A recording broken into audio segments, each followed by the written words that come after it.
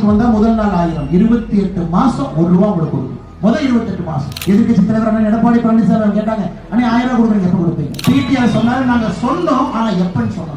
28 மாதம் கழித்து 29வது மாசத்துல முதல் 1000 ரூபாய், 32 மாசம் 32,000, பொங்கல் கணக்கெல்லாம் சேர்த்துனா 5000, 37,000.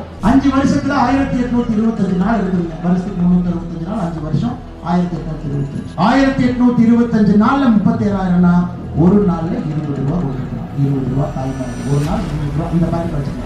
சரி, கடன் ஆட்சிக்கு வரும்பொழுது ஒரு ரேஷன் அட்டையின் மீது 2,10,000 ரூபாய் கடன்.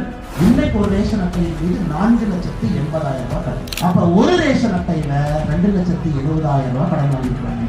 1825 நாள் வகுத்து பாருங்க, ஒரு நாளைக்கு 150 ரூபாய். அந்த அம்மா என்னை பாக்குறாங்க, காய்கறி ரூபாய் பாக்குறாங்க, கடனை வாங்குறது எண்ணி பார்த்து கை காட்டுறாங்க.